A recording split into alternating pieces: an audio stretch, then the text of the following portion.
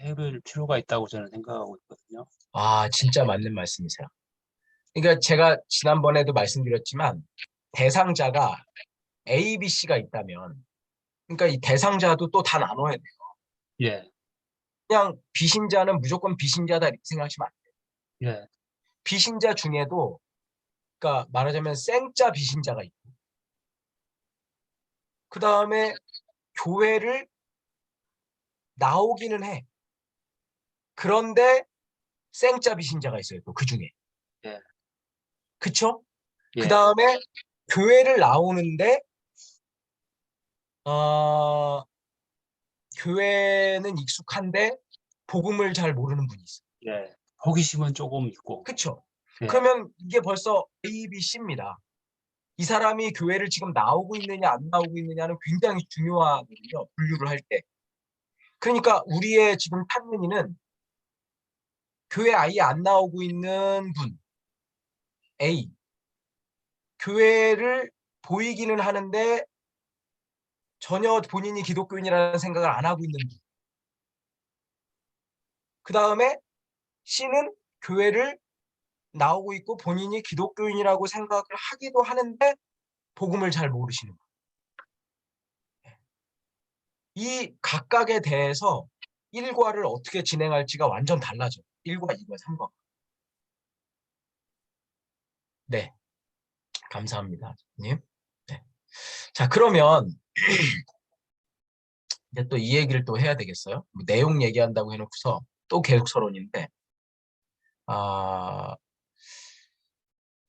신앙의 과정이 이제 제가 보여드린 대로 아까 비신자도 결국 내가 예수를 믿는다라고 말할 때까지 그걸 결단한다고 그랬거든요. 아까 5번째. 첫 번째 뭐였어요? 신뢰, 호기심, 변화, 탐구, 결단이거든요. 결단. 그래서 이 결단을 했어. 이 결단한 분이 결단 안 한 분이랑 흥삼초하는 거예요. 일단은 나중에 인도 자반을 할 때는 그 사람을 여러분들 같이 헌신되고 준비가 돼 있는 분들이 하는 거는 또 다른 얘기고 일단 풍삼초의 목적은 회심, 결단입니다. 결단. 그러면 보통 이분은 이제 그리스도인이네. 그럼 이분은 풍삼초의 대상이라기보다는 초기 양육이나 제자 훈련의 대상이다. 신앙의 여정이 있으니까 지난번 제가 말씀드린 대로 보세요. 영적 아이로 이제 넘어간 거죠. 영적 아이. 그 다음 영적 청년이 있고 영적 부모가 있다고 말씀드렸잖아요. 어? 우리는 불신자도 단순하게 보지만 기독교인들도 너무 단순하게 기독교인들 중에도 영적 아이가 있고 영적 청년이 있고 영적 부모가 있어요. 자, 그러면 영적 아이와 영적 청년과 영적 부모를 여러분들은 어떻게 구별하세요? 이걸 제가 길게 설명드리지는 못할 것 같아요. 나중에 이건 또 다른 중요한 과정이라 제가 이 말씀 왜 드리냐면 인도자는 이끄미는 이 사람이 지금 정확히 어느 정도의 상태인지를 나름 판단하는 기준이 있어야 될 거 아닙니까? 물론 그건 하나님께서 하시는 거지만 판단은 하나님이 하시고 판단은 하나님께 있지만 그래도 나는 이 사람을 도우려면 내가 이 사람을 어디서부터 어디까지 도와야 되지? 하는 범위를 설정해야 되니까 그러려면 이 사람의 영적 상태를 판단해야 되죠. 네. 이 사람이 지금 영적 아이구나. 이 사람은 영적 청년인데 그럼 이 사람이 영적 부모네. 그걸 어떻게 알 수 있냐고.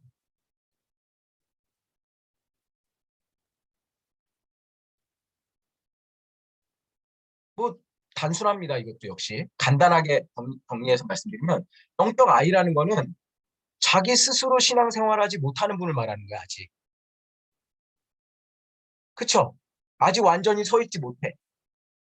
예배도 아직 불안정하고.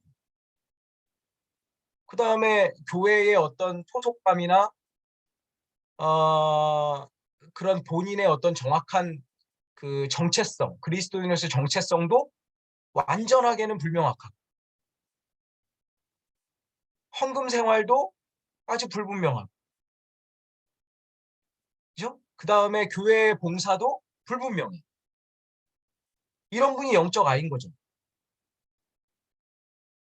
아직 예배가 서 있지 않아. 하나님과의 관계가 서 있지 않아. 영적 아이인 거죠.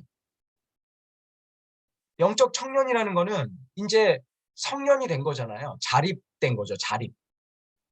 청년이라는 거는 저는 청년, 요즘 대학생들도 다 엄마들이 깨워야 학교 간다고 그러니까 요즘은 그런데 저는 청년과 청소년의 차이를 엄마가 깨워주면 청소년, 엄마가 안 깨워줘도 자기가 스스로 잘하면 청년이라고 생각합니다. 일단. 이건 한국 사회가 아직 좀 이상해서 그래요. 미국 같으면, 미국이나 아마 서구 같으면 부모가 안 도와줘도 되면 경제적으로 그러면 청년이라고 할 거예요. 근데 우리나라는 뭐 부동산이라든가 또는 뭐 여러 가지 문제가 너무나 경제적인 게 있어서 청년들이 스스로 자립하기가 어렵거든요. 경제적으로. 그러니까 어느 정도는 부모가 도와주는 상황이잖아요. 지금. 그러니까 청년의 기준이 좀 애매하긴 한데 사실 엄밀한 의미에서 청년이라는 거는 자기가 밥 먹고 자기가 자기 먹을 거 자기가 해결하고 자기가 스스로 서서 어른같이 사는 사람이 청년 아닙니까? 그렇죠. 교회에서 영적 청년이라는 것은 뭐냐면 누구의 도움도 필요치 않은 한 사람의 독립된 그리스도인을 말하는 거예요. 목회자가 안 도와줘도 되고 어, 장로님이 옆에서 안 도와줘도 되는 거지. 이 사람은. 틀림없는 거지 이 사람은. 예배 잘 오고 어? 헌금 생활도 잘하고 공동체 안에서의 자기의 역할과 책임을 다하는 거죠. 봉사도 하고 사회생활도 잘하고 이런 사람이 영적 청년이죠. 그렇죠? 사회생활도 중요합니다. 이 얘기는 또 나중에 말씀드릴게요. 그 영적 부모는 부모는 뭡니까? 청년과 부모의 차이는 뭐죠?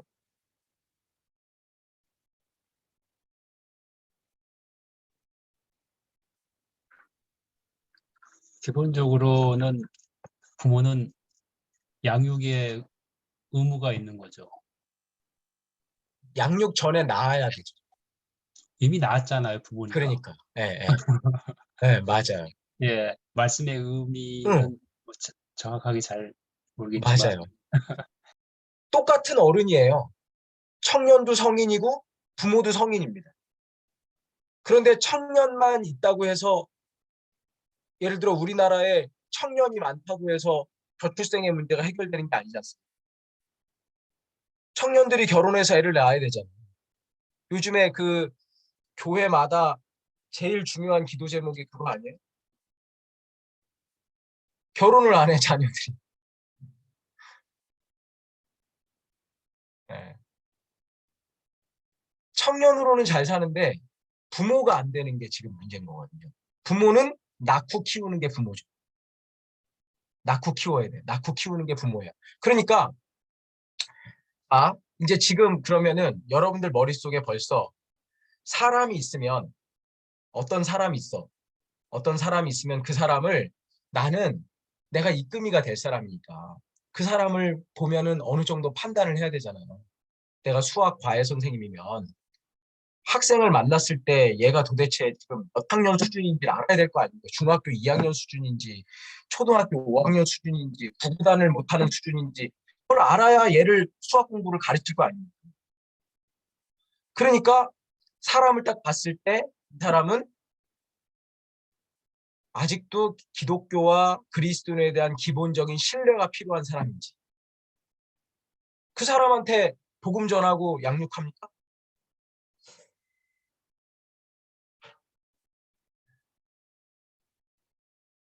이제 호기심을 갖는 사람, 적어도 결단을 해야지, 결단을. 그러면 결단하기 전에는 풍삼초.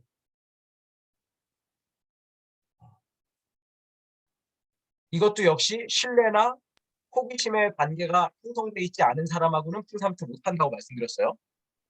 그래서 아까 제가 그냥 무조건 교회에서 매칭하는 방식으로는 이 풍삼초하기가 어렵다는 말씀을 약간 드린 거예요. 횟수는 있는데 쉽지는 않다. 그 다음에 이제 결단을 했으면 초기 양육을 해서 스스로의 힘으로 신앙생활을 할 수 있는 데까지 자라게 만들어야 된다. 그게 풍성한 삶의 첫걸음부터 시작되는 초기 양육 과정입니다.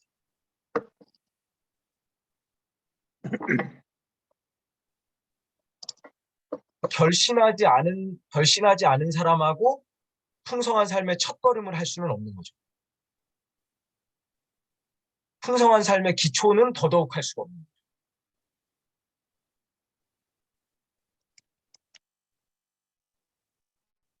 이 사람이 그 단계들, 탐구의 단계에서 풍삼초를 쓰고, 결단하고 나면 풍삼초를 사용하고, 결단한 사람이 이제 스스로 예배 생활도 어느 정도 잘 서고, 그 다음에 성경도 배워야 돼요. 이 풍삼초, 풍삼첫, 풍삼기는 아주 기본적인 양육 교과서긴 하지만 그것만 가지고 교회 양육 체계가 선다고 생각하시면 안 돼요. 왜냐하면 여기는 성경이 없잖아요. 책별로 성경을 가르쳐야 되거든요. 그래서 어성경이 필요한 겁니다. T성경 공부도 필요하고. 성경을 배우지 않으면 이 사람이 자립신자로 성장할 수가 없어요. 그리고 필요하면 교회사도 가르쳐야 돼요. 그래서 여러 가지 어떤 한 사람이 독립적인 그리스도인이 되기까지는 요런 커리큘럼이 필요하구나 라는 게 교회 안에 정립이 되어 있어야 돼요. 그렇게 하고 그 다음에 풍삼기 같은 자신의 인생을 믿음 안에서 통찰할 수 있는 안목을 가진 1대1의 깊이 있는 교제로 들어갈 수가 있는 거예요. 그리스도인 대 그리스도인으로 만나는 거예요. 그거는. 이렇게 성도의 그 신앙 발달 과정에 따른 과정적 또는 커리큘럼적 사고로 이 풍성한 삶의 초대, 풍성한 삶의 첫걸음, 풍성한 삶의 기초가 세팅되어 있다는 것을 이해하시면 좋겠습니다. 네. 자, 그 다음에 이제 또 한 가지. 회심을 한다는 거는, 그러면 여러분들은 이 사람이 회심을 했다. 이 사람은 진짜 그리스도인인걸? 그걸 어떻게 아세요?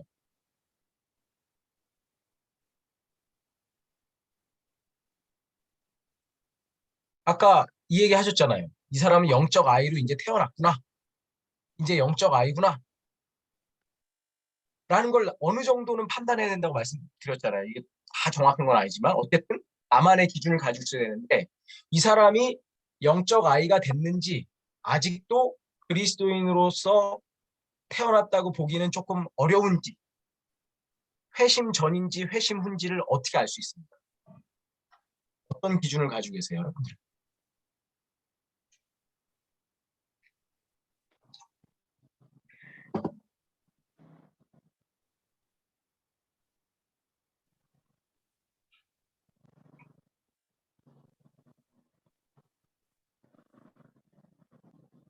교회를 잘 오면 이 사람은 그리스도인이구나. 아까 아니라고 말씀드렸잖아요. 아까 아니라고, 그죠? 회장님께서 교회 안에도 보니까 풍삼초를 해야 될 사람들이 있더라 그러셨어요. 그러니까 교회를 잘 나오는 것만으로는 이 사람이 그리스도인지 아닌지 알 수가 없죠. 어떻게 판단하실까요?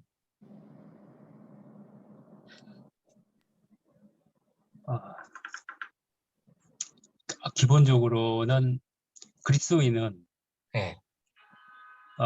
예수님과 하나님을 믿고 따르는 거잖아요. 그걸 네. 고백할 수 있고 네. 또 그렇게 그러한 삶을 살아가려고 하는 분들, 네. 예, 그 실제 교회를 오시더라도 이 아멘을 안 하시는 분들도 계시거든요. 음. 장로님 께서 말씀하신 말씀을 제가 지금 하려고 했던 겁니다. 그걸 일단 정리를 해야 돼요. 첫 번째, 예? 요게 3B라고 합니다. 3B. 이거는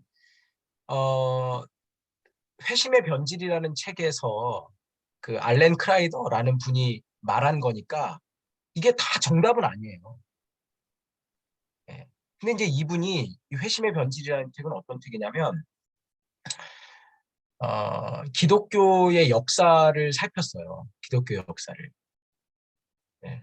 알렌 크라이더라는 분이 쓰신 최근에 또 좋은 책 하나가 초대교회의 길을 묻다라는 책도 분이 쓰셨는데 그러니까 교회사를 깊이 연구하신 분인데 이분이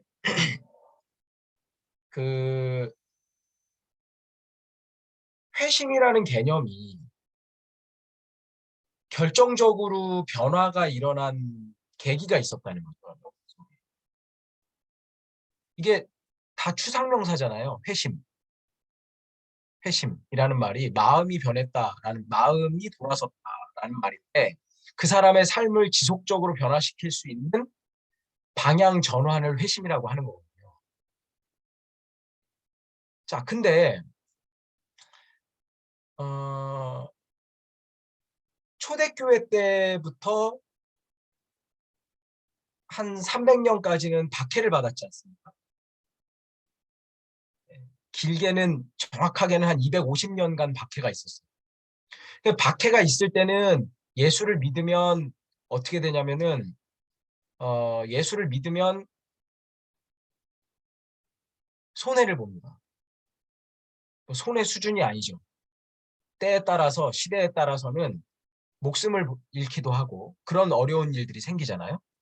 그러니까 초기에는 AD 한 280년, 200 그 정도까지인 것 같아요. AD 한 280년, 90년 정도까지는 예수를 믿으면 안 되는 시대. 그때 만약에 복음을 전해서 예수를 믿는다는 것은 굉장히 위험한 일인 거고 이때는 예수님이 이런 말씀하시잖아요. 마태복음에서 사람들 앞에서 내 이름을 시인하면 나도 하늘에 계신 너희 아버지 앞에서 그 사람을 시인할 텐데 만약에 사람들 앞에서 너희가 나를 부인하면 나도 하나님 앞에서 너를 부인할 거야 라는 말씀을 마태복음에서 하시죠. 거기에 시인이라는 단어가 있잖아요. 시인. 근데 이 시인이라는 단어가 또 어디에 나오냐면 로마서 10장에 나오죠. 거기에 뭐라고 나옵니까? 사람이 마음으로 믿어 의에 이르고 입으로 시인하여 구원에 이르느니라 그러잖아요. 거기에 시인이라는 단어가 있고 그러면은 로마서 10장에 있는 시인이라는 단어와 마태복음에 있는 시인이라는 단어는 같은 단어입니까? 다른 단어입니까? 의미가.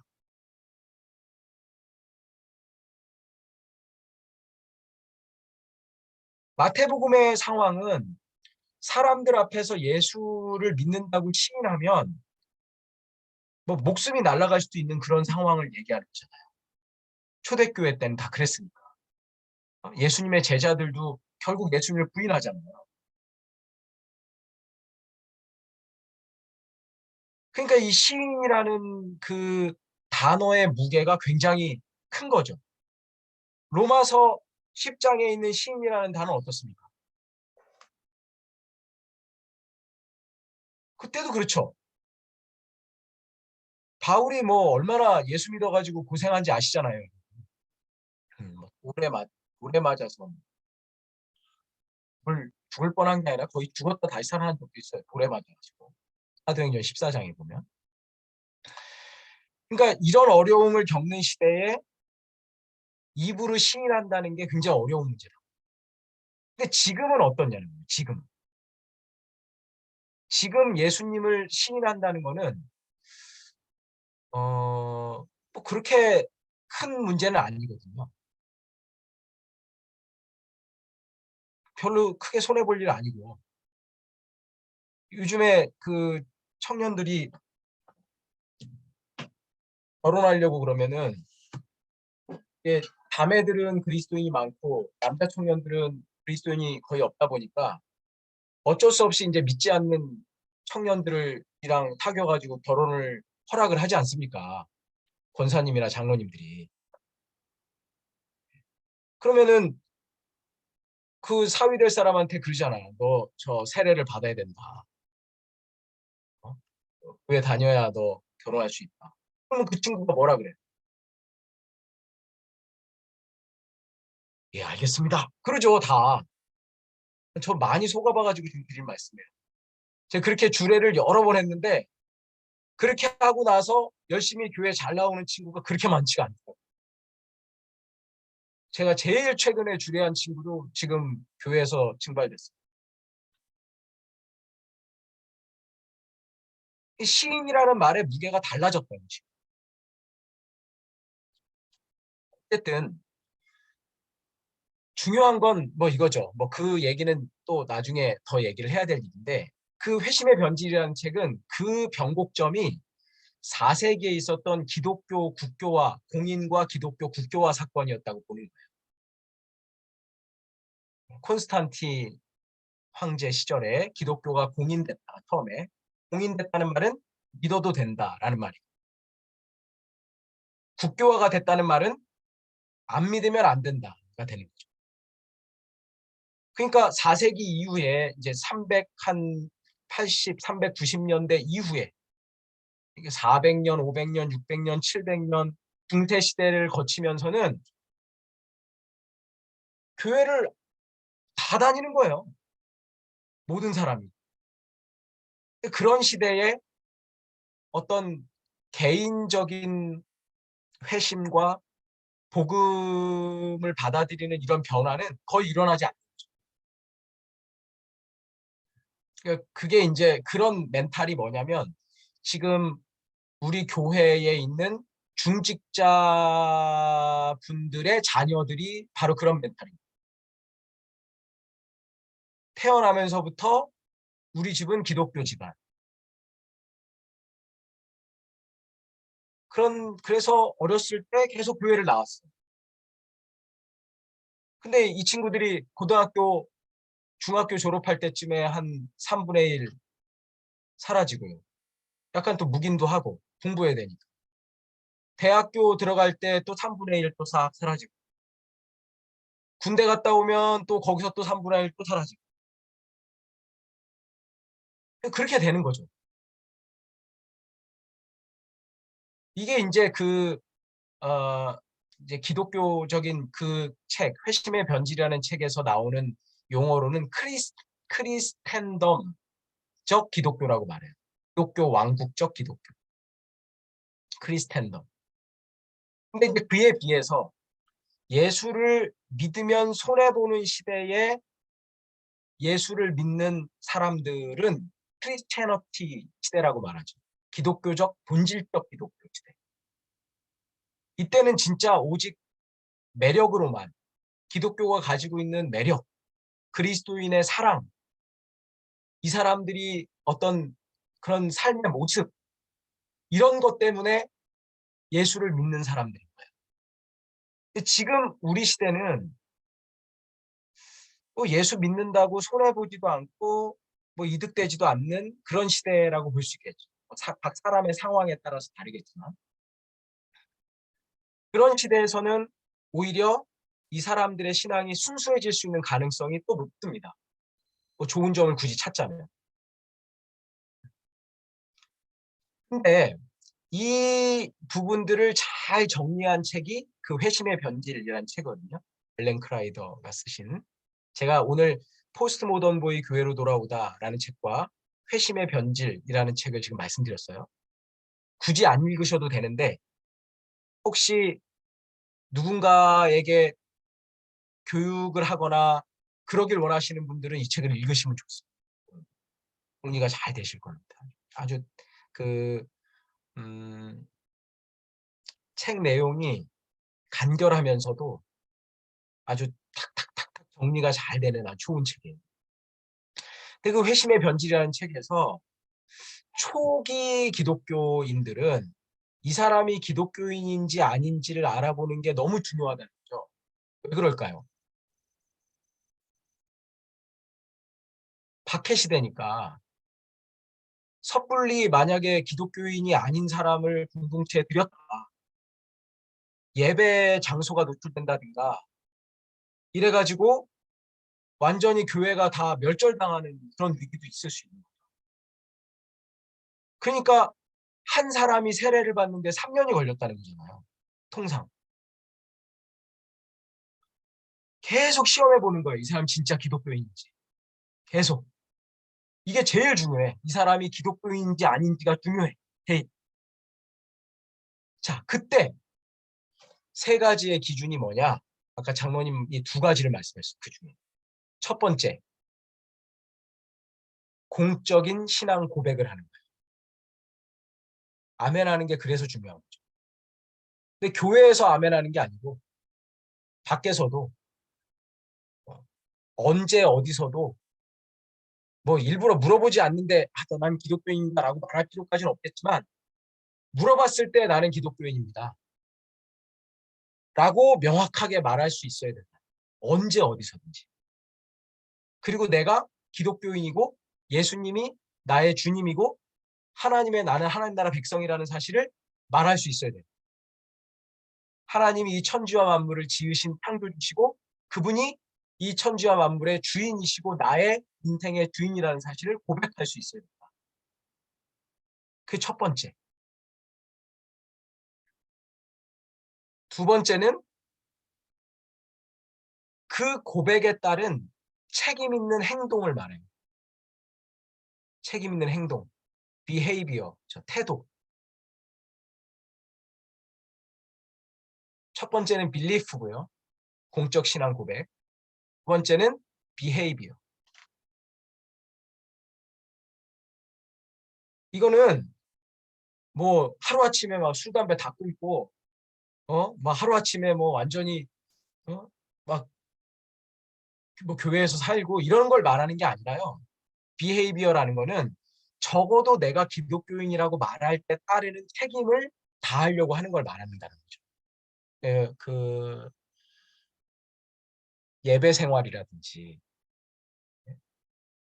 아니 최소한의 예배 생활도 안 하면서 나는 예수 믿는 사람이야 라고 말하면 안 되잖아요. 그 다음에 뭐 언어 생활 같은 무슨 완전히 도덕적인 삶을 살라는 게 아니라 그래도 욕은 좀 안 해야지 될 수 있으면. 응? 막 입에 욕이 붙어 있어. 그거 곤란하잖아요. 이건 예외예요. 운전하고 있는데 갑자기 누가 끼어들었어. 그러면 에이,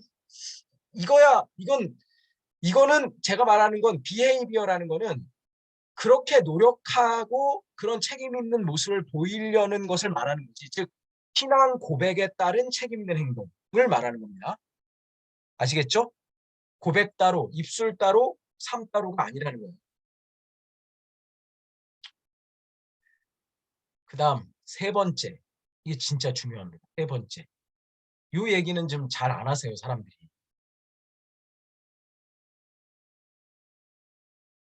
빌롱잉입니다. 빌롱잉. 교회 공동체의 일원으로서의 소속감.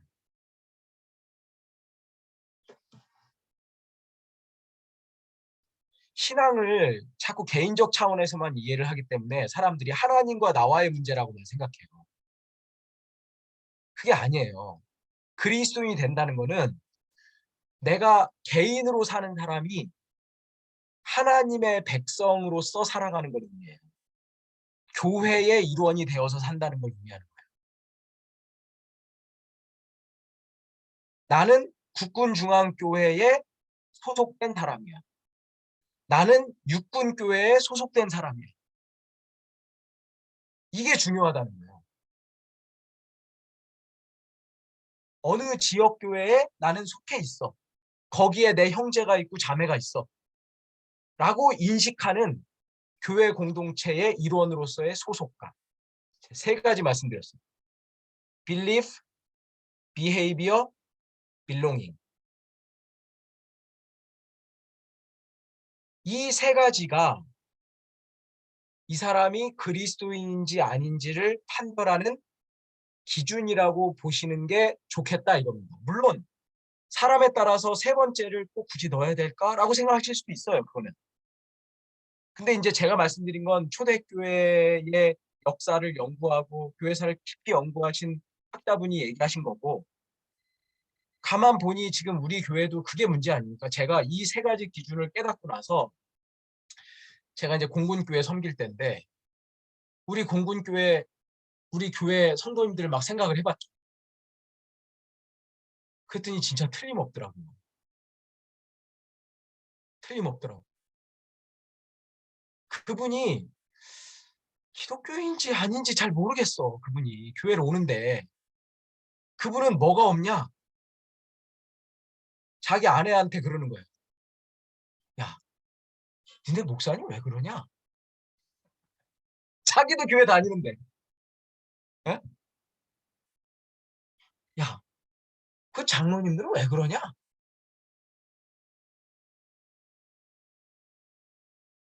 아니, 자기 큰형님인데.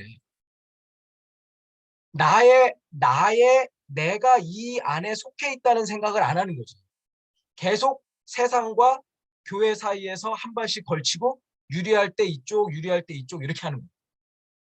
그분은 왜 그런가? 왜 제가 이걸 기준으로 삼자고 하냐면 소속감이 없으면 그분을 양육할 방법이 없습니다. 젖을 안 먹어요. 그러니까 안 자라지.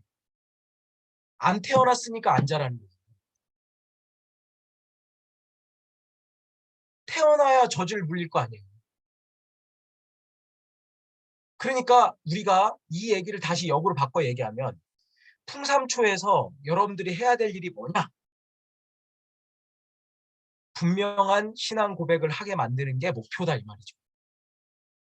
그리고 그 신앙 고백은 그냥 입술에 그치는 게 아니라 그리스도인으로서의 책임을 다하려고 하는 것을 포함하는 것을 말하는 것이고, 그 중에 첫걸음은 어느 교회 공동체의 일원이 돼서 지금부터 교회 공동체에서 소속감을 가지고 살아가도록 도와주는 거예요. 그게 풍삼초의 목표입니다.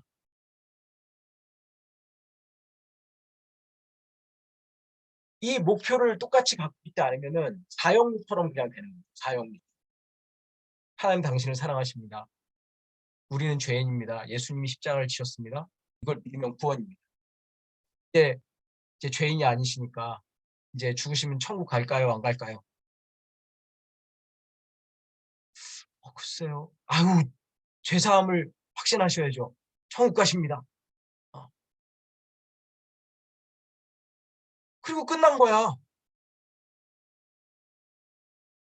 나는 오늘 전도한 사람 한 거야, 그게. 교회 공동체의 일원이 되게 만드는 게 전도라니까. 그래야 그 사람이 성장하고 자라요. 안 그러면 태어난 것처럼 하죠. 할 뻔 하다가 다시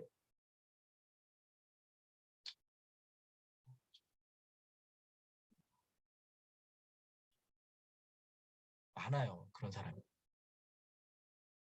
군인교회에서 제일 아픈 게 그거예요. 지금 그거를 우리가 어떻게 하면 더 본질적으로 잘해볼까 하고 모인 거죠. 어떻게 하면 이 많은 사람들이 예수 때문에 복음 때문에 눈을 떴는데 이 사람을 어떻게 좋은 그리스도인으로 성장시키도록 도울 수 있을까? 그래서 자기 입술로 신앙 고백하게. 옛날에 그 한참 세례 운동 할 때요. 세례 운동 한참 하다가 그때 고민이 뭐였냐면 본인이 금방 세례를 받았는데 신상명세서에 자기가 기독교인이라고 안 쓴다는 거예요. 그게 고민이에요. 그랬죠? 기억나세요?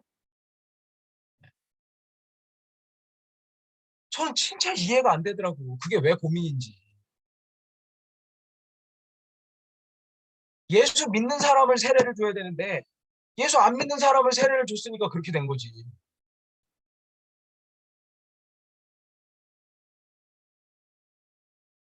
초대교회는 3년 걸린 걸 일주일 만에 하려고 그러니까 그렇지.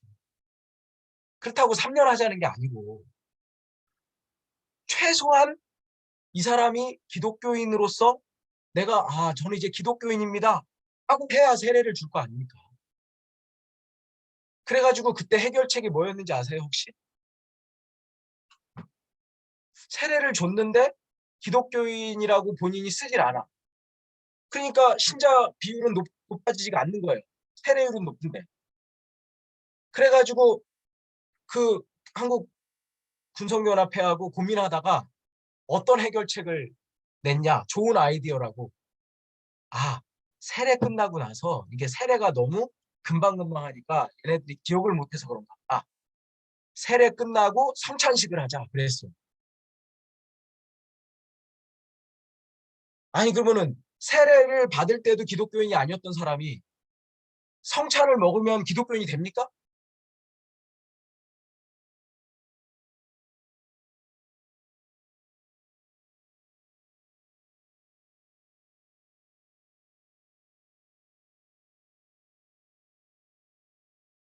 한 영혼이 여러분 자녀들 대학생들 자녀들이 예수 믿는다고 고백하게 만드는 게 얼마나 어려운 일인지 경험하시잖아요. 매일매일. 여러분들 자녀들 보면 아시잖아요. 그 똑같은 남자 대학생들이란 말입니다. 지금 우리가 만나는 친구들. 그거보다 더 머리가 굵은 친구들이 초급 간부들이에요. 풍삼초가 7주 해야 된다 그러니까 사람들이 다 아, 군교회 바쁜데 그걸 어떻게 하냐고. 7주 해봐야 다 합치면 10시간 정도 되거든요. 10시간. 예수님은 제자들을 3년 반을 가르쳤어요. 3년 반을. 같이 살았어요. 같이. 일주일에 한 번 만난 게 아니고 같이 살았어요. 3년 반을. 근데 어떻게 됐습니까? 다 배신했잖아요. 다.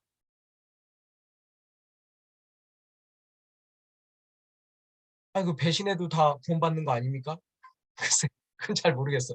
베드로가 배신했었죠. 지금 나중에 회개하잖아요. 다시 돌아오잖아, 완전. 예수님의 제자들 중에 순교 안 한 사람이 한 사람도 없습니다. 사도 요한 말고는. 사도 요한도 나중에 순교했다고 알려져 있죠. 도미티아누스 왕.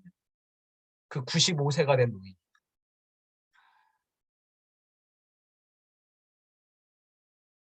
예수를 믿는다는 게 회심한다는 게 그게 그냥 쉽게 된다라고 생각하는 그 생각이 일단 그것부터 우리가 조금 뭐 그게 어떤 사람은 쉬울 수도 있겠지만 대체로는 참 쉽지 않은 일이다 라고 생각하고 전제해야 풍삼초를 위해서 우리가 복음 전도를 위해서 헌신할 수 있다.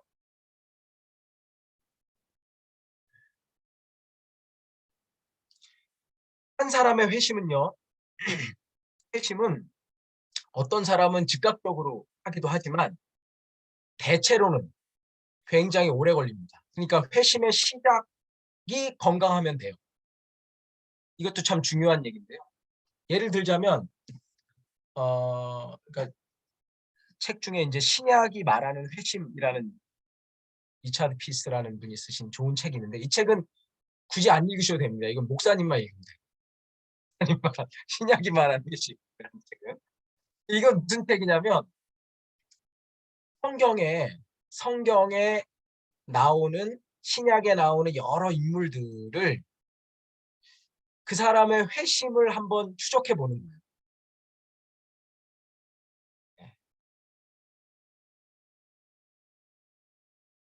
여러분들은 언제 회심한 것 같으세요? 딱 어떤 즉각적인 회심을 한 것 같다, 나는. 아니면 나는 점진적 회심을 한 것 같다. 즉각적으로 나는 회심한 것 같다. 손 한번 들어보십시오. 네. 나는 점진적으로 회심해 왔고 지금도 계속 회심하고 있는 것 같다. 손 들어보십시오. 그쵸? 이게 옛날에는 회심이 한 번에 이루어진다고 생각했어요. 그 사도 바울 모델이죠. 근데 사실 이것도 그 스탠튼이라는 학자는 이 사도 바울의 회심은 회심이라고 볼 수가 없다고 말을 합니다. 그분은. 뭐냐면 이분은 원래부터 하나님을 믿는 분이었고 거기에 진리를 깨닫고, 즉 예수가 메시아라는 사실을 깨닫고 예수의 부활을 깨닫고 사명을 발견하게 됐다라는 개념으로 생각해요. 사도행전 9장을. 회심 사건으로 보지 않고. 그 말도 일리가 있죠. 그죠? 예. 완전히 하나님 모르는 사람이 하나님 믿게 된 게 아니죠. 사명을 발견한 사건. 그래서 소명 사건이라고 해요. 자, 근데 베드로 같은 경우를 한번 생각해 보세요. 베드로. 그럼 베드로는 언제 회심한 것 같으세요?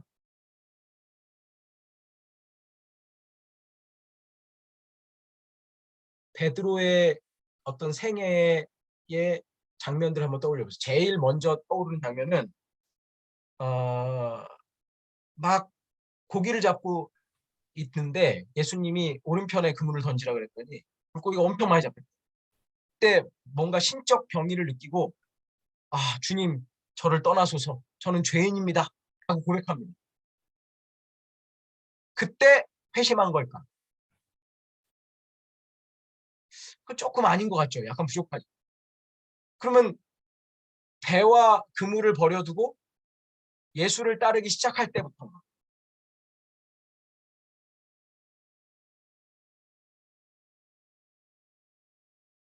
네.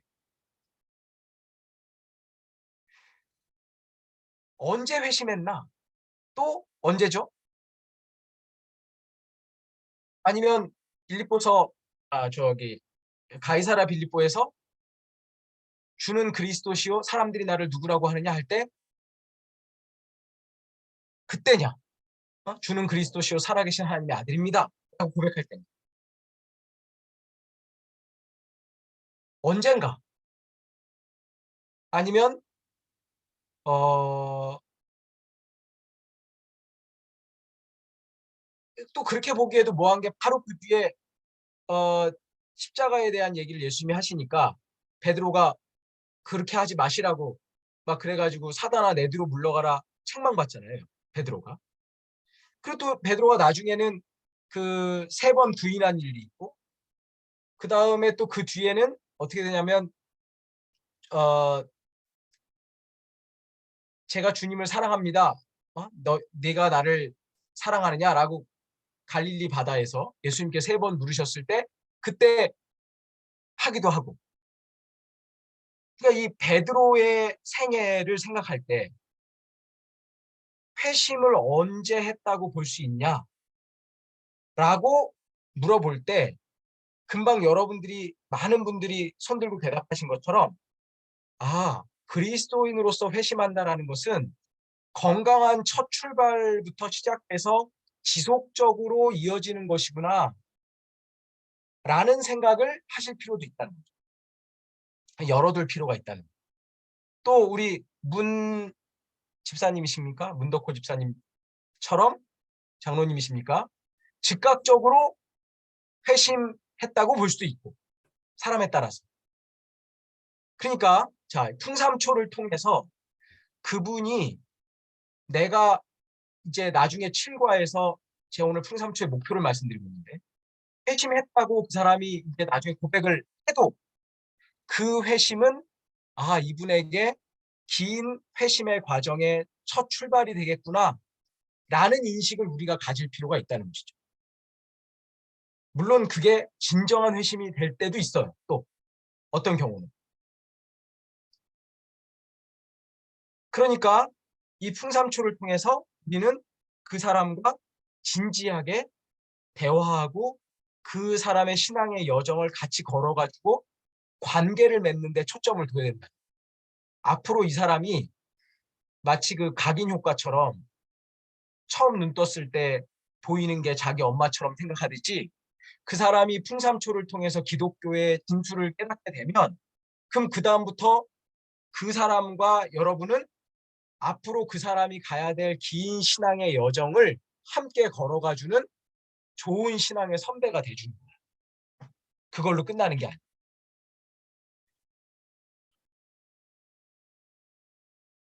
자, 네. 오늘 제가 일과 얘기를 좀 같이 하자고 말씀을 드렸는데요. 일과에서 여러분, 제가 이런 말씀 드렸잖아요. 처음 만났어요. 이제 그분하고 같이 하기로 했어요. 시작을 했어요. 그 시작을 하면 다른 교재랑 다르게 책 펴놓고 연필 들고 그다음에 여기다 답 따라가면서 하는 거 아니라고 말씀드렸잖아요. 네. 그냥 책은 책일 뿐이에요. 덮어놔요. 사람에 따라서 영상을 같이 볼 수도 있어요. 제가 권해드렸던 20분짜리 영상을 같이 봐. 그 교회에 큰 TV가 하나 있으면 좋아요. 유튜브 되는 큰 TV. 요즘은 스마트 TV가 다 인터넷만 연결되면은 유튜브가 다 나오니까요. TV 안에서. 그러니까 그거 하나 놓고 세워놓은 다음에 같이 보는 거예요. 그 영상을. 집에 가서 보고 오라고 그러잖아요. 그럼 보고 오기는 와요. 자발적인 사람들은 진짜 보고 오기는 오는데 그냥 같이 보는 게 오히려 나을 때도 있어요. 같이 보고 이제 대화를 시작합니다. 자, 오늘의 대화, 일과의 대화는 뭡니까? 주제가. 어, 신앙생활하는 출입구는 뭐였는가? 그다음에 우리의 장로, 삶의 장애물은 장로님, 뭔가? 예, 그 말씀이 맞는 말씀인데 출입구가 뭐였는가를 아는 게 중요한 게 아니에요. 그 사람의 신앙 여정을 듣는 게 오늘 해야 될 일이에요. 세 가지 문이 있잖아요. 기독교로 들어오는 세 가지 문. 첫 번째 뭐예요? 생활 속에서 또 그걸 알면 그게 뭐예요? 그게 시험에 나오는 거예요? 그게 중요한 게 아니라니까. 그러니까 오늘 만나가지고 그 사람하고 기독교로 들어오는 세 가지 문이 있잖아요. 그 세 가지 문이 뭐죠? 진짜 의미 없는 질문이에요, 이거는. 그건 그 그렇죠. 초대할 때 그런 질문을 해서는 안 되죠. 물론이죠. 그러니까 장로님이 물론 그렇다는 게 아니라, 그러니까 오늘 해야 될 일은 뭐냐? 그 사람의 이야기를 들으면서 그 사람이까지 지금까지 교회에 와서 이 사람이 생각하는 교회가 어떤 교회고 이 사람이 자기가 다 알아서 얘기할 거예요. 자기 집안에 뭐 삼촌이 교회 다닌 얘기도 할 거고 자기 큰엄마가 교회 다녔던 얘기도 할 거고 다 할 거예요 아마. 자기 사촌 형이 저 목사님이라는 얘기도 할 겁니다. 그러니까 그 얘기를 하도록 아니 그럼 지금까지 그러면 신앙생활을 한 번도 안 해보신 거예요? 이렇게 물어보는 거예요 질문을. 그러면은 아유 왜요? 제가 뭐 이래봬도 그냥 믿으실지 모르겠지만 제가 중학교 때는 왜 학생부 회장까지 했었어요. 이런 얘기를 한다니까. 그렇게 해서 얘기를 꺼내서 슬슬 그 사람의 신앙 배경을 파악하는 게 오늘 해야 될 첫 번째 일이에요. 그러면서 진짜 이거보다 더 근본적인 목표가 있어요. 일과의 목표, 진짜 목표. 그게 뭘까요?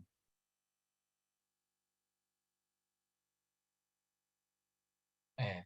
라포 형성이에요. 라포 형. 신뢰 관계를 형성하는 거죠. 야, 이분은 참 내 얘기를 진짜 잘 들어주네.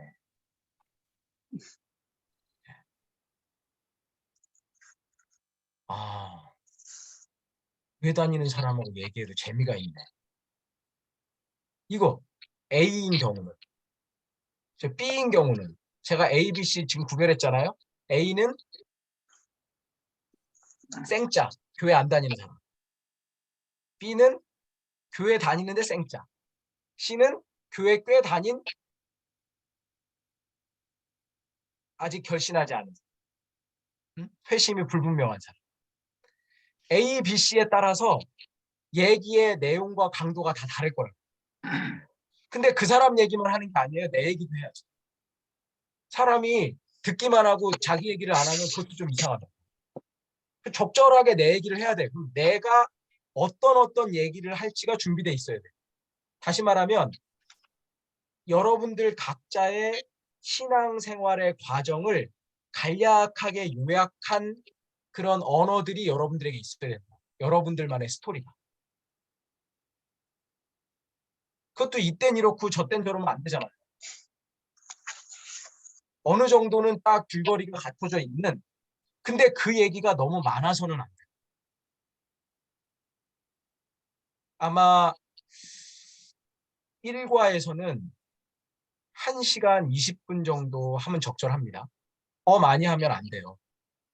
이제 지루해요. 중요한 게 구조화인데 풍삼초를 할 때 진짜 중요한 게 장소입니다. 장소와 시간. 이게 하기 전에 시간, 장소를 한 달치는 정해놔요. 거의. 왜냐면 딱 만나가지고요. 다음 주 거 약속하고 그 다음 주 거 약속하잖아요. 계속. 그러면은 계속 일이 생깁니다. 네. 막 훈련도 생기고 뭐 출장도 생기고 막 계속 그래요.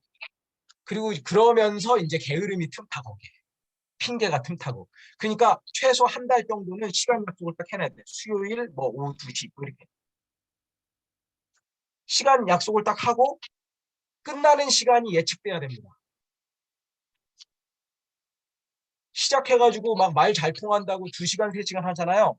그러면 그때는 좋았는데 나중에 두 번째 갈 때 부담스러워요. 이 사람 마음이. 그러니까 만약에 1시간 20분 정도로 시간을 대충 정해놓고 한 1시간에서 조금 더 할 것 같아요. 이렇게 얘기를 해놓고 1시간 20분 한 다음에 내 마음속으로는 1시간 20분 되면은 요 5분 정도만 딱 더 하고 더 이상은 우리 길게 하면 안 될 것 같습니다. 이렇게 얘기를 해야 됩니다. 구조화. 시작과 끝이 어느 정도 예측 가능해요. 그다음에 장소가 아무렇게나 아무 데서나 만나면 내가 통제할 수 없는 카페에서 만나면 안 돼요. 음악 커지면 어떡할 거예요? 바로 옆자리에 엄청 수다 떠는 여학생들 앉으면 큰일 납니다. 망하는 거예요. 그날은. 그러니까 통제가 가능한 장소예요. 우리 집이든지 아니면 교회 어느 장소든지 아니면 사무실이든지 이렇게 배타적인 시간과 공간이 있어야 돼요. 중요한 노하우예요. 자, 이렇게 해가지고 목표는 1과의 목표는 뭐라고요? 라포 형성, 신뢰관계 형성이에요. 무슨 말이든지 하기 좋은 분위기를 만드는 사람, 마음이 편해지고. 그 다음에 소목표는 그 사람의 신앙의 여정을 듣는다. 그 신앙 여정을 들으면서 나는 파악하는 거죠. 아, 이 사람이 3가지 문 중에 이 문으로 들어온 거구나. 근데 이 문도 굉장히 이 사람에게 중요하구나, 의미가 있구나. 이 사람은 집안에 아주 좋은 자원이 있네. 어머니가 신앙생활 잘하시는 분이네. 이런 그 사람이 가지고 있는 신앙적 자원을 파악해야 돼. 그리고 그런 스토리들을 나중에 메모해 놨다가 끝나고 오면 메모해 놔야 돼요. 안 그러면 잊어버립니다. 자꾸 잊어버리더라고요, 저도. 적어놓고 그걸 나중에 2과, 3과, 4과에서 쓸 때가 와요. 그럼 그 사람이 내 얘기를 이렇게 기억하고 쓰는구나. 고마워하죠. 네.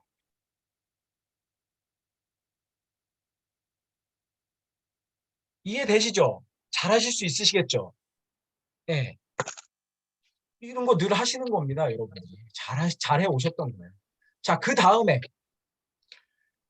단계는 뭐죠? 이제 그 사람의 신앙 배경을 어느 정도 파악했어요. 그리고 얘기도 했고. 그럼 이제 얘기가 그 다음 단계는 뭡니까?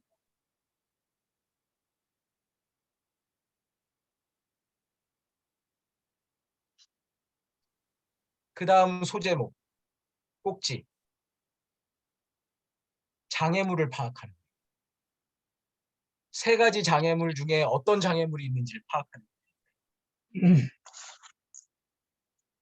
예. 이것도 마찬가지입니다. 신앙생활 해오시는데 어떤 장애물이 있으세요?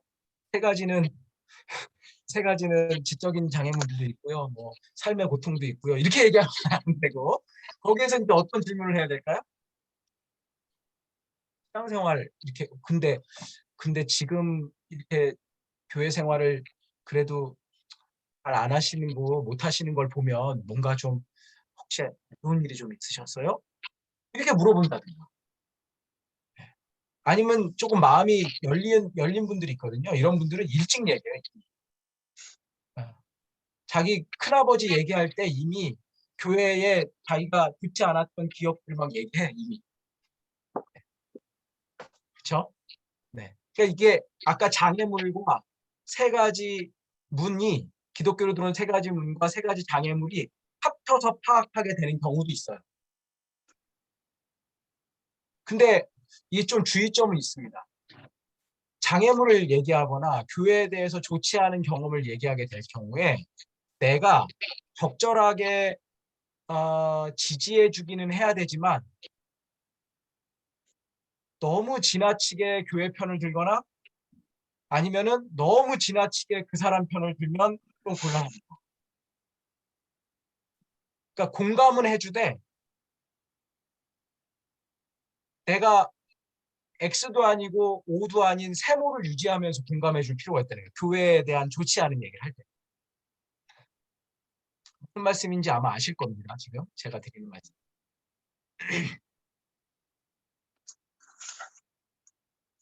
그 중에 이제 지적 장애물은 잘 다뤄줘야 돼요. 정말 세심하게, 친절하게 격려해주면서.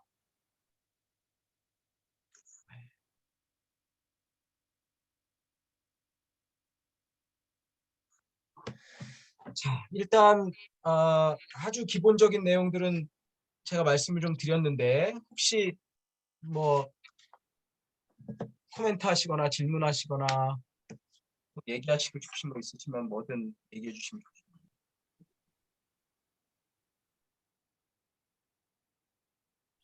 이 실존적 장애물 참 중요해요. 그러니까 그 사람이 지금 겪고 있는 삶의 고통에 공감해 주는 것은 라포를 형성하고 신뢰관계를 형성하는 데 가장 좋은 그걸 파악해서 어, 사람들이 자기 얘기를 못해서 다들 외로워요. 진짜. 한 7대 3 정도 비율로 생각하시면 됩니다. 일과에. 그 사람이 7 얘기하고 내가 3 얘기한다 이렇게 생각해요. 6대 4도 괜찮은데 7대 3 정도가 제일 좋습니다.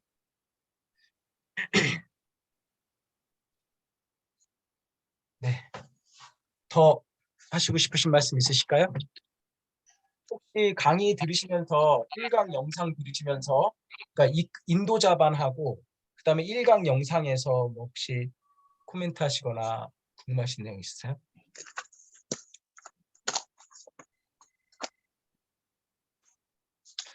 혹시 지금 임상이 시작될 가능성이 있는 분 있으세요? 제가 누구 지금 생각한 사람하고 얘기가 좀 돼가고 있는 중이다. 네. 하시면 좋겠습니다. 다음 주에는 혹시 뭐 몇 분이라도 좋은 소식 가져오시면 좋을 것 같아요. 자, 이제 그럼 마지막 세 번째 꼭지. 첫 번째 꼭지는 뭐였어요? 그것만 아시면 돼. 지금 제가 드린 말씀은. 이거를 내가 말을 많이 하게 돼. 내가 너무 많이 준다. 첫 번째는 세 가지 문, 두 번째는 세 가지 장애물, 세 번째 꼭지는 소통하시는 하나님. 아니, 소통하시는 하나님이 아니라 솔직한 질문, 솔직한 대답. 솔직한 질문, 솔직한 대답. 이게 세 번째가 제일 오늘의 메시지예요. 결론적인 얘기. 오늘 너무 좋았어요. 이렇게 신앙에 대해서 깊이 있게 서로 어쨌든 대화하니까 너무 좋았던 것 같은데 어떠셨어요? 그럼 그분도 이렇게 따로 시간 내가지고 얘기하니까 참 좋았던 것 같아요. 이게 제가 가끔이라고는 하지만 제가 뭘 가르치고 이러는 게 아니니까요. 시간은 이렇게 솔직하게 내 생각을 얘기하고 솔직하게 질문하는 시간이었으면 좋겠어요. 저는 하나님도 우리가 속인다고 속일 수 있는 분이 아니니까 그냥 솔직하게 내가 어떤 건 믿어진다, 어떤 건 안 믿어진다. 난 이런 게 힘들다. 이런 건 문제가 있는 것 같다. 뭐든 이런 건 솔직하게 서로 얘기하는데 솔직한 답을 진리를 찾아가는 길인 것 같습니다. 이렇게 해서 오늘 일과의 얘기를 거기서 정리를 해주는 거죠.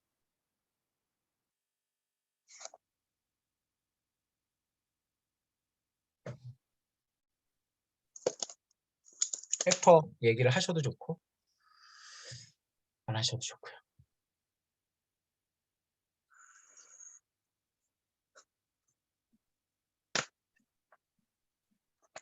장로님, 김용우 장로님, 혹시 일과를 너무 제가 혹시 에 이렇게 콩고 먹듯이 한 것 같은 님 혹시 드시지는 않으시는지요? 아닙니다, 목사님. 아주 이제 일과에 들어가기 전에 어떤 그 생각을 가지고 네. 우리 찾는 이 시커와 같이 만나야 되고 어떻게 대화를 이끌어야 되는지 새로운 어떤 배움을 얻을 수 있는 좋은 시간이었습니다. 저도 이제 몇 번 해봤는데 이렇게 실습도 하고 몇 번 경험을 해봤는데 이게 내용 자체는 굉장히 단순하고 네. 워크북에 이미 질문과 답이 나와 있어서 이거 할 때마다 이거 쉽지 않다라는 생각을 했거든요. 네. 그리고 이제 지난번에 목사님 말씀하신 것처럼 할 때마다 사람이 배경이나 상태가 다 다르기 때문에 그냥 워크북에 있는 대로 진행하다 보면 이제 얘기가 초점을 정확하게 맞추기 어렵다는 생각을 들었는데 방금 목사님께서 말씀하신 것처럼 그런 이제 워크북에 얽매이지 않고 내가 몇 가지 한 두세 가지 중심 주제를 가지고 그 사람의 마음을 라포를 형성할 수 있도록 해주고 또 그걸 쭉 이렇게 신앙의 여정을 파악한다든가 자원을 파악한다든가 그 사람이 가지고 있는 장애가 뭔가를 파악하고 그거 가지고 공감해주고 그다음에 다음 시간으로 넘어갈 수 있도록 이 시간에 굉장히 흥미롭고 뭔가 내가 배울 수 있는 진리에 조금 가까워질 수 있는 시간이라는 그런 생각을 딱 갖도록 해주면 네. 그까지가 목표인 것 같습니다. 너무 많은 네. 걸 가르쳐 주려면 이제 서로 힘드니까. 네. 그런 면에서 목사님이 가르쳐 주신 그 오늘 여러 가지 그 노하우들이 굉장히 저에게도 도움이 됐습니다. 그렇게 하면 되겠구나. 그 지적 질문을 다루는 것을 어떻게 하느냐에 대한 얘기는 제가 아까 말씀을 좀 드리긴 했지만 네네. 조금 더 상세하게 알기 원하시면 그 인도자반 1강을 한번 다시 깊이 들어보시면 어떻게 하는지 잘 설명이 나와 있어요. 그러니까 답을 다 주려고 하는 게 아니다. 그게 이제 핵심이고요. 그리고 이제 그 사람으로 하여금 안전하게 느껴야 되는 거죠. 이런 걸 물어봐도 되는 거구나. 이분은 참 얘기를 잘 들어주시는 분이구나. 물론 이과는 이제 좀 달라요. 이과는 그 사람이 생각할 수 있는 내용이 아닙니다. 그리고 이과는 약간 내용도 복잡해요. 그러니까 이제 다음 주에는 여러분들이 예습을 좀 충분히 해오셔야 될 것 같아요. 이과 강의도 들으시고요. 책도 보셔야 돼요. 이과는. 강의도 들으시고 책도 보셔야 아마 다음 주에 제가 다음 주에는 대면으로 했는데 그게 너무 잘 된 것 같아요. 이과가 진짜 어렵거든요. 어려운 건 아니에요. 겁은 먹지 마시고. 그런데 어쨌든 대면으로 만나면 제가 이거에 대해서 조금 더 아주 설명드릴 일이 많을 것 같습니다. 네, 그러면 다음 주에 뵙겠습니다. 제가 4시에 교회로 가겠습니다. 네, 감사합니다. 네, 목사님 너무 감사하고요. 담임 목사님 뭐 마무리 말씀이나 예, 하신 말씀 아이고, 있으세요? 바쁘신 시간 가운데 이렇게 모여주셔서 감사하고, 우리 반길주 목사님께서 또 1시간 반 가까운 시간 동안 강의를 이끌어 주셔서 감사드립니다. 우리 여기 경험이 많으신 분들도 계시지만 대부분은 이제 한번 처음 그 과정을 접하고 또 교재도 처음 접하기 때문에 그 예습을 하거나 영상을 본다고 하더라도 좀 한계는 있는 것 같다라는 생각이 듭니다. 제 기대는 어떤 식으로든 이렇게 그 따름이라고 하나요? 그 용어도 아직 어색하긴 하지만 한 분을 정해서 한번 만나는 것들이 시작될 수 있도록 저희가 좀 우리 모임 안에서 독려가 됐으면 좋겠고, 그런 모임이 진행된다면 그 경험을 바탕으로 더 많은 질문과 응답이 있을 수 있겠다 싶은 생각이 들어서 오늘까지도 너무 감사하지만 다음 이제 앞으로 진행될 일이 더 기대되고 그런 부분에 조금 구조화가 이루어지면 좋겠다 싶은 생각이 듭니다. 이상입니다. 네, 목사님 그 이제 한 분 이제 그 실증할 수 있는 분, 예, 한 분을 하는 거고, 그다음 이제 다음 이거와 관련해서 공부하시다가 1인당 1개 정도의 질문씩을 카톡에 이렇게 주중에 올려주시면 좋을 것 같아요. 아, 이게 이렇게 하면 어디? 그렇게 하면 이제 그런 우리가 한 30여 명 되니까 반길주 목사님께 쭉 보시고 아, 요건 몇 개로 그룹핑해서 답변하면 좀 더 소통할 수 있는 그런 시간이 되지 않을까. 아무 질문이나 해도 됩니다. 네, 너무 좋은 제안 감사드립니다. 네.